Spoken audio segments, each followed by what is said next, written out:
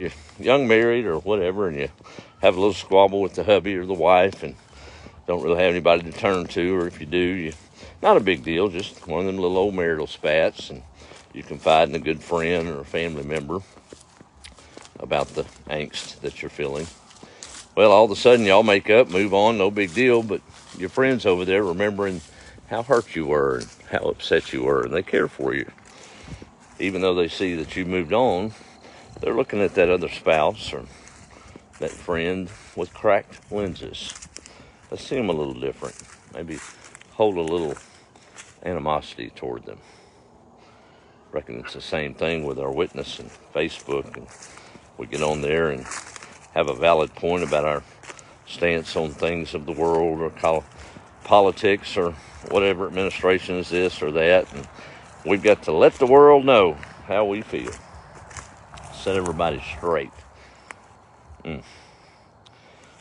Saddens me to think that maybe, just maybe, there was that distant acquaintance, maybe that old high school friend or that coworker that you haven't spoken with in 20 years that you worked with way back in the day.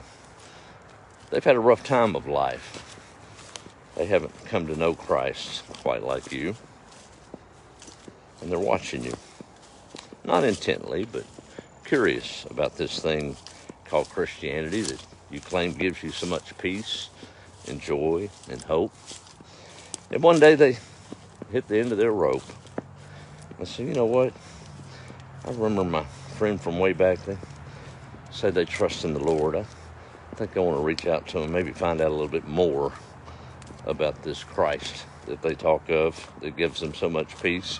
So they jump on Facebook and they run over there to your page to send you a message just to contact and say hello.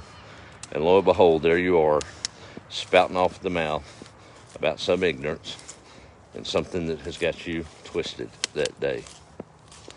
What disappointment it must be in their mind to say, man, I was looking for hope, I was looking for goodness.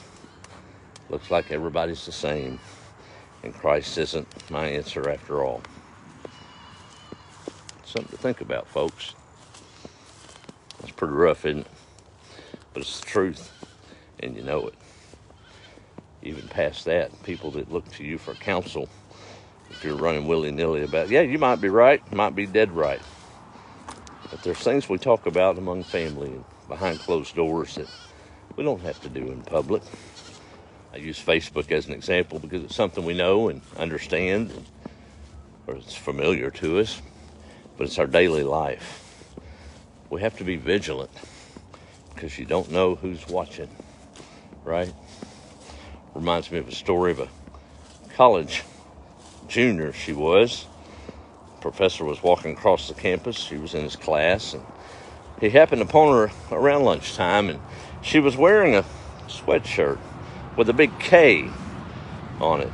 Didn't stand for the school. The professor was perplexed. He said, young lady, it's a beautiful sweatshirt color there, but what in the world does that K stand for? She looked at the professor like he was an idiot and said, well, it stands for confused. The professor took a second and took a back. He said, well, young lady, I'm sorry to tell you that confused starts with a C.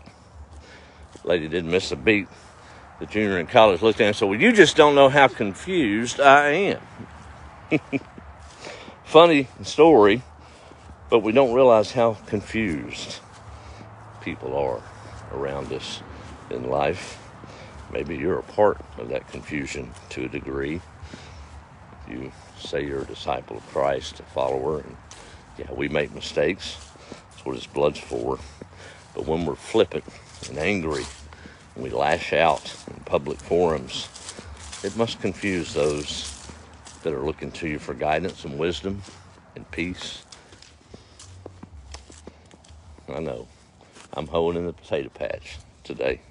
Well, let's get